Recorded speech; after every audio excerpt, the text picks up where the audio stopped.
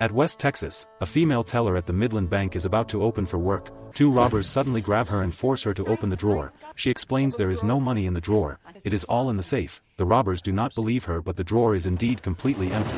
She can tell at a glance these two are amateurs. Just like she said, the money is in the safe and the key is with the boss. She advises the two guys to run before they really commit a crime and do something stupid. One of them is very sensitive to insults and gets angry. The other notices his partner is about to lose control. He quickly asks the teller what time the boss arrives to change the subject. The guy pins her down on the floor near the bank entrance. The more he thinks about being scolded, the angrier he gets, and he snaps back again. "You are the stupid one." Soon the bank owner arrives for work. He sees his employee sitting on the floor, crying, and is totally confused. "Are you okay? Good morning." The two robbers get the cash and escape. They even brush past the police on the way out. Wild in the most Texas way, the two robbers are brothers. The older one, Tanner, is hot-tempered and chaotic. The younger brother, Toby, is calmer and hates how his brother ignores the plan. These two are basically model workers in the robbery world. They just left one bank and immediately rushed toward another branch. Inside this branch, an old man is about to deposit money, living poor his whole life. He finds a big box of old coins in his barn. The teller gives him plenty of emotional feedback. These coins from 1953 might be worth collecting. Looks like life could get better, right? The robber brothers suddenly storm in. The teller is terrified with a gun pointed at her, but secretly hides the old man's coins. Their rule is only take small bills, no hundreds, and no bundles. "Are you robbing a bank?" They say they are here to interview for a chef job. "You two are crazy, you are not even Mexican." The old man feels ashamed for the two of them. Once the robbery starts, Tanner suddenly remembers to ask if the old man has a gun. Texas folks are armed, especially old men. Of course he has a gun. Toby takes the gun and places it on the counter. The money is packed and the brothers leave right away. Before leaving, Toby even apologizes to the two of them. Tanner complains that his brother did not take the old man's gun. Toby firmly says he will never steal from an old man. Plus the apology before leaving. It is clear he turned to crime for reasons he cannot say. The police once again miss them as usual. This makes Tanner extremely excited. He even enjoys it and wants to rob another bank right away. Toby strongly objects and wants to wait until early morning when no one is around, even though he hates Tanner's reckless style. They both agree that the bank robbing will go on for a while. The two return to the farm. They drive the car on autopilot into a pre-dug pit and bury it. Even though the robbery is clumsy and careless, the cleanup is oddly perfect. Veteran Ranger Marcus studies the recent robbery cases. He sees his partner Rainwater. Instead of talking about the case, he complains about him copying his outfit. Wearing the same clothes is not his fault, it is the uniform rule. Back to business, the two talk about the two Midland bank robberies, since the robbers only took a few thousand from the drawers. It is nothing serious, so the FBI has no interest stepping in, so they have to handle it themselves. Marcus heads to the Midland Bank to investigate. He learns the robbers cleverly only took loose cash and avoided die packs. The bank cameras were upgraded to a new system, so there is no footage here. The robbers were armed and wore ski masks. Since the robbery happened early in the morning, Marcus rules out drug addicts. Those guys prefer pharmacies. Marcus asks the female teller about the robbers' race, black or white. The robbers were white and the teller says they sounded local by accent. Rainwater checks with the county and still finds no surveillance footage. Even though the trail is cold, Marcus believes the robbers will act again. They are patient, organized, and not doing a one-time hit. He figures they will rob a few more times to reach a target amount. At the farm, the brothers talk and their background slowly shows. Tanner spent 10 years in prison for his crimes. The younger brother Toby took care of their mother until she died weeks ago. He acts like it does not matter, but tears do not lie. Not being there enough for her is Tanner's deep regret. Toby is only slightly better off than his brother. Divorced with 2 kids, he lost his job and cannot even pay support. Now the reason they rob banks starts to make sense. Their childhood was far from easy, not only poor but also ruled by a violent, abusive father. His end came when his own son Tanner shot him dead. Now the farm is the only thing they have left, because he cannot pay support. Toby last saw his son a year ago. Tanner plans to use his new pay to help his brother cover the gap, but Toby insists the money cannot be touched. In fact, the idea to rob banks was his from the start. His brother jumped in without hesitation to help him. Since the money on hand cannot be used, then they just rob one more bank. Tanner sets his eyes on the bank across the street. No hesitation, he charges straight in. Toby is stuck chatting with a waitress and notices nothing. In broad daylight, Tanner storms in with his gun. He orders the teller to follow the old rule and hand over small bills. On the other side, the waitress keeps flirting non-stop. Toby has no mind to think about any of that. He leaves cash for the meal and a huge tip, then walks out. The moment he steps outside, he hears Tanner yelling for him to start the car. The guy runs toward him with his arms full of cash. Toby is forced into being an accomplice and has no choice but to steal a nearby car. The money is more than enough for support, but Toby feels angry instead of happy. This kind of reckless move could easily get them killed, and that bank was never supposed to be their target. They were only meant to rob Midland banks. Toby wants to rush back to the farm and get rid of the car. Tanner suggests driving the stolen car straight to Oklahoma. What to do there is another story. The original plan was 1 bank per day. Now they have clearly gone beyond the quota. Back at the farm, they bury the dirty car. They pull out a backup vehicle and hit the road. Marcus and Rainwater soon learn the robbers have struck again. The two old guys are still arguing about whether the criminals are addicts. Their mutual teasing and bragging is actually pretty fun. Talking about retirement, Rainwater tells Marcus to find a hobby and ride horses. Marcus says riding horses reminds him of home. Rainwater suggests fishing, but Marcus says there are not enough fish for him. Rainwater imagines retirement as taking his family to the docks and living off fishing boats. Thinking about it, these two old men still have to face armed criminals before retirement. After driving for a while, a sea of fire appears ahead. Thick smoke and flames chase a group of cowboys herding cattle. Marcus asks one of the cowboys what is going on. The cowboy, running with fire on his heels, jokes about himself. It is already the 21st century and we still deal with this crap. He even wonders why kids do not want this job. Of course they do not. It is hard, tiring, dangerous and pays little. Once the fire reaches the river, it will die out and there is no rescue nearby. The cowboys can only rely on themselves. But then again, Marcus' job is not much easier either. How many jobs are really easy anyway? The brothers arrive at a remote trailer cabin. Tanner earns the right to stay by helping the owner hunt wolves and protect livestock. Inside the cabin, a photo of the two brothers catches Toby's eye. Tanner loads the luggage into the car and casually blocks 2 rifles, but Toby insists they cannot use heavy firepower for bank robberies. Marcus arrives at the bank robbed today and talks with the teller. He learns there was only one robber wearing a ski mask. After taking the money, he ran toward the diner and drove off in a junk car. Marcus carefully asks the bank owner about surveillance footage, expecting there is none. The owner jokes what kind of bank has no cameras at all. Turns out the Midland Bank really has none. Next, they head across the street to ask around at the diner. The waitress remembers 2 outsiders came in this morning. An old cowboy also witnessed the crime. Sharp comment: a bank that robbed people for 30 years finally gets robbed itself. The old cowboy tells Marcus the rough features of the 2 outsiders. They look very much like brothers. The waitress who served them is not very cooperative. She not only failed to report them but clearly tried to cover for them, saying they left before the bank was robbed. Marcus wants to take the $200 tip they left as evidence. The waitress firmly refuses to cooperate. For someone raising a daughter and paying a mortgage, this money matters too much. Rainwater checks the surveillance and confirms the robber's features. You really came at the right time. Marcus cannot handle the waitress, so he sends Rainwater to ask instead. Besides, he believes the robbers have not gone far. He plans to rent a nearby motel and keep investigating overnight. The old cowboy says this idea is kind of stupid. Those 2 live by robbing banks. They would definitely run far away. At this moment, the brothers are driving toward Oklahoma. They race across the wide open west, talking about kids and the past, chasing freedom ahead while burning through the prison of life behind them. When they stop at a gas station to refuel, a kid driving a turtle green sports car mouths off because Tanner looks at him. Seeing he cannot scare them, he immediately pulls a gun. Toby steps in because he truly fears his brother might get killed. But Tanner stays careless and does not take it seriously. They hit the road again and reach an Oklahoma casino at night. Toby trades the cash for chips. He carefully explains to the staff that he just sold a car, so it is all small bills. But money is money and they take it anyway. This move instantly clears the dirty money. After that they swap the chips back to cash and it is fully cleaned. Tanner is eager to play and grabs some chips, heading straight to the tables. Luckily, his luck is strong tonight, but he gets cocky and uses a racist name offending a native man. Feeling the tension rise, Tanner quickly tries to smooth it over, sensing the gunpowder in the air. Tanner wisely backs off. Still, it almost turns into trouble. Toby stays behind, guarding the chips and drinking. He has strong charm with women and attracts a young girl. Hard to tell if she is into the handsome guy or eyeing the chips. After a few words, she openly makes a move on him. Counter-fighter Tanner shows up in time and drags the girl away. He suspects she wants to scam his brother's money and starts slut-shaming hard. Toby desperately tries to stop him and almost alerts security. The brothers exchange the chips for part cash and a check. The check is made out to the Midland Bank. Tanner cannot help laughing. The irony is thick.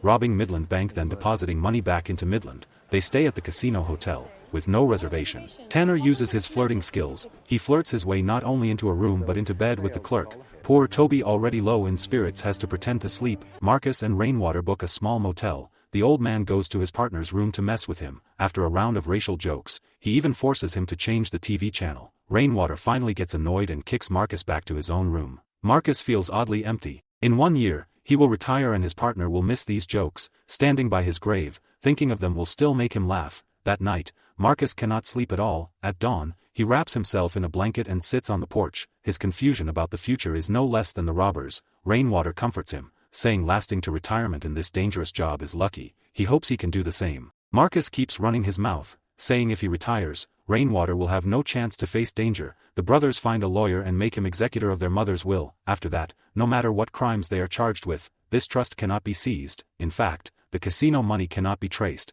Once they send the check to the bank, no one can touch it anymore. The mortgage is $32,000 and property tax $11,000. The brothers' debts will be cleared soon. They rob banks to buy the farm back from the bank. The lawyer says the risk of this deal is far greater than the reward. He helps only because he hates the bank's dirty methods. It is basically a reverse mortgage scheme. Their mother mortgaged the farm to the bank to survive. The bank calculated her age, expected lifespan and farm value, then paid her regular loans until she died. What makes the bank especially cruel is the money they gave her was only enough to live and not starve, because after she dies, the farm will belong to the bank. The less money they lend to the brother's mother, the less it costs to take the farm in the end. It is pure blood sucking from ordinary people. So the reason the brothers only rob Midland Bank is also revenge. The lawyer is a professional and will not laugh no matter how funny it sounds, but he is lucky enough to see the brothers use bank money to pay off bank debt. He says this is true Texas style. Next, the brothers just need to reach the bank before the mortgage is cancelled, then everything is settled. Before leaving, the lawyer advises Toby let the same Midland bank they robbed manage the trust to avoid suspicion. Marcus uses a stakeout-style hunting strategy. He watches a Midland bank branch and waits for the robbers to appear. They enter a diner across from the bank and meet a hardcore old waitress. Whatever you order, she decides. Steak is only 3/4 done and drinks are iced tea only. She is so tough that even Marcus, who never stops talking, dares not make a sound.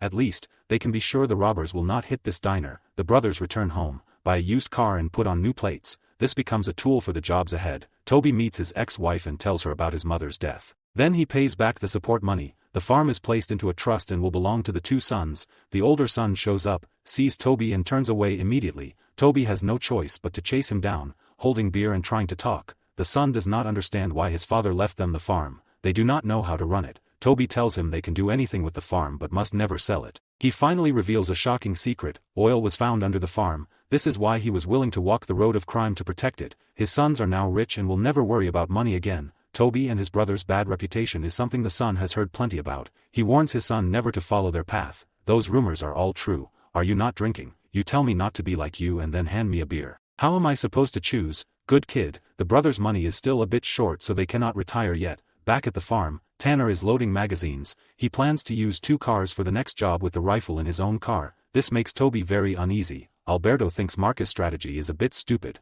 but compared to driving hundreds of miles chasing 2 robbers with no faces, waiting is actually the smartest move. Still, Alberto believes Marcus is doing it on purpose, dragging things out to delay retirement. During small talk, Alberto sighs that living conditions in Texas are harsh. Prices at old hardware stores are twice those of chain supermarkets, and the female waitresses are as fierce as rattlesnakes. People have lived here for 150 years, but things are not like that anymore. Alberto recalls that Marcus' ancestors were also conquered by some other group. 150 years ago, everything you could see was their land, until it was taken by the people living here now, and now someone wants to take their land again, not the army but those bastards in the banks. The brothers talk through tomorrow's robbery plan. Tanner comforts his brother, saying he is doing a good thing. All Toby can say is please be gentle with the teller tomorrow. The Rangers wait until nightfall but the robbers never show up. Both sides pass a calm night. At dawn, the brothers drive 2 cars to go to work. Unexpectedly, the first Midland branch they plan to rob is closed, so they head to another one on the list. Halfway there, Tanner suddenly stops Toby. He suggests switching to a larger branch in post. He reasons that the planned branch only has 1 teller. The cash in the drawers will definitely not be enough. It is better to hit the post branch and finish it in one go. The original plan was to rob 2 banks anyway. Toby suggests going to the small one first and deciding after, but then it would be noon by the time they reach post. Too many people, too many eyes. Toby worries they do not know that place well and things could go wrong. He really hates uncertain factors, but Tanner thinks all those lifeless small towns are basically the same. Toby compromises again and goes along with his brother. Marcus sleeps on a bench for the night. He keeps thinking and finally finds a clue. The first 2 banks robbed were both Midland branches. There are 7 in total across Texas. 2 have already been hit. They would never dare to rob the main branch. This branch in front of them was not robbed. That already rules out 4 branches. 1 branch is closed and another is in a big town. Exclude those -2 and only 1 is left in post. Exactly the branch the brothers are heading for. Although the robbers hit 1 bank that was not Midland, that was a solo job by a single person. Marcus guesses the partner probably did not know about it, so the destination can be confirmed as post. This old man may be old but his brain is still sharp. The brothers rush toward post. Before entering town, they leave one car outside. On the other side, Marcus and Alberto are also on the road. The scenery is too beautiful. There are more people in town than expected. The branch here is also bigger than the brothers imagined, but high risk also means high reward. Now the arrow is on the string and there is no turning back. Toby steels himself and goes for it, but the moment they enter the bank, the air freezes. Today is payday. Everyone get on the ground. Toby is visibly panicking. With so many people, he does not even know where to point the gun. If anyone with guts makes a move, one of them will be dead or wounded. Tanner stays rock solid, or maybe he is just fearless and reckless. He orders the teller to stand up. Open the vault, then step back. Toby snaps out of it and yells to control the room, but there is no way to watch everyone. A girl texts her father to say the bank is being robbed. A security guard happens to be away from the counter and avoids the first wave. Even worse, a tough guy has already pulled out a gun and hides it under his body. Tanner stuffs the cash fast while Toby keeps watch. So far, everything is smooth and they are about to get away clean, but they do not expect the security to be truly dedicated. Paid little but still risking his life. The whole town starts shooting at us. Get to the back. We are leaving. Get in the car. Do not let them get away. Robbery turning into murder is something Toby cannot accept. Rising adrenaline and fear. It even makes him ignore the bullet that goes straight through his waist. Alberto quickly gets the call that the post branch was robbed. I told you, locals are chasing them. The suspects are fleeing west in an old Mustang. We are heading there now. These two are not getting away. On the other side, the brothers are like a runaway train, dragging a whole pack of tough Texas locals behind them. Tanner uses force to snap his collapsing brother back to his senses. Compared to mental damage, the gunshot wound can wait. A bit of tape is enough to stop the bleeding. Tanner pushes Toby forward. If you do not want to be a stain in your son's lives, you have to be ruthless. As the older brother, he leads by example. Tanner suddenly slams the brakes and stops, calmly steps out of the car and walks to the truck bed. He pulls out the heavy stuff. Fear really does come from not having enough firepower. The brothers make it to the parking spot outside town, but Tanner tells Toby to go alone to the casino to exchange the money. He does not plan to leave with him. Where he is going is obvious. Tanner will draw the police away for his brother. You can say Tanner is born this way and enjoys crime,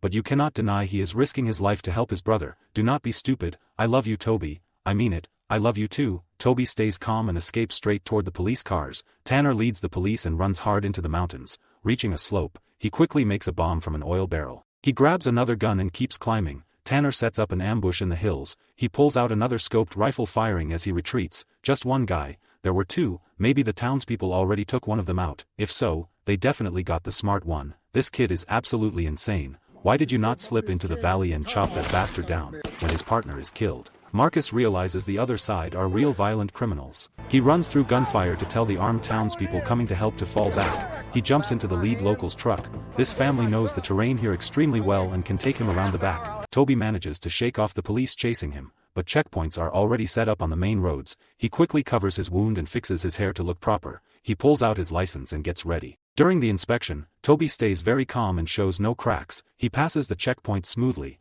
After circling for half an hour, Marcus is brought onto a mountain on the robber's flank. The old man guiding him is out of breath and offers to take the shot himself. After all, the rifle is his. Marcus insists on pulling the trigger himself for his partner. Tanner keeps playing cat and mouse with the police. The terrain advantage keeps him in control. Honestly, he is enjoying it. King of the Plains. That is me. Toby arrives at the casino and exchanges the money. He hears the news saying a ranger has shot a bank robber. His brother is dead. Toby redeems the farm from Midland Bank on schedule. He stares at the source of everything while faxing the papers to the lawyer. Okay, done. Pleasure doing business with you. Let me ask you something. Do you manage trusts? Retirement life makes Marcus restless and uneasy. He returns to the station and finds Margaret, who replaced him. He asks to review the bank robber files. Tanner's record shows he accidentally shot his father when he was young. Later, he served 10 years in prison for crimes. His cellmate who robbed banks is believed to be his partner, but he was never found. They also check Tanner brother Toby, who had no connection to the robberies. The waitress from before looks at the photo and says she does not know Toby. She is still bitter about Marcus taking $200 of her tip. The old cowboy also says Toby does not look like the man he saw. More importantly, he also did not identify Tanner, which makes it hard not to suspect it was on purpose. The old cowboy had already tried to mislead Marcus' investigation before. Maybe he hoped the brothers would get away with it. To him, they were heroes helping clean up bandits the banks, but the ordinary people killed and the bank guard died for nothing. Margaret wants to apply to freeze Toby accounts and the farm, but because his record is spotless, the prosecutor refuses. He simply does not look like a bank robber, unlike his brother who slowly trained himself into one. When police go to see Toby, they happen to see oil rigs set up on the farm. Engineers say it can produce 2,000 barrels of oil each month. who would believe someone making $50,000 a month would rob a bank for a little over $40,000, even let that same bank manage his trust? The bank does not care about the truth, they only want to keep the trust. They are even less cooperative than Toby lawyer. Margaret reminds Marcus the guy has no suspicion and you are retired, now take a rest, but Marcus just cannot sit on the porch and enjoy his days. When life slows down, the past catches up easily. In the end, he still goes to visit Toby farm. When Toby sees the old man,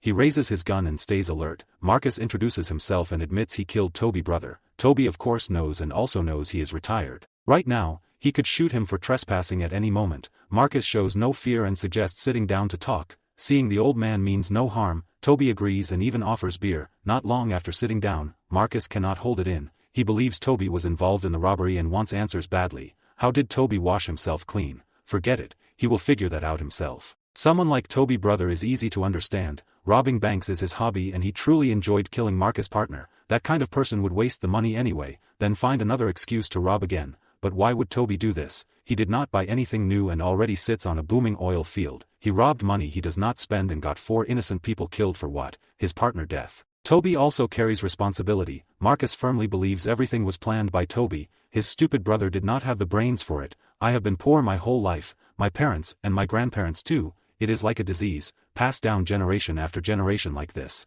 It infects everyone you know, but my sons will not. It will not be like this anymore. This place now belongs to them. I have never killed anyone in my life. But if you want to be the first then let us do it old man. Let us see if you can pull your gun before you get shot. Just then, Toby's ex-wife and son arrive at the farm. It is time for Marcus to leave. It seems Toby has taken back everything he lost, or has he? The farm is now home to his ex-wife and children and Toby does not live here. Marcus finally sees it clearly. Everything was for the kids. I rented a place in town. If you want to finish today's conversation, you are welcome anytime. That was hell or high water. Thank you for watching. See you next time.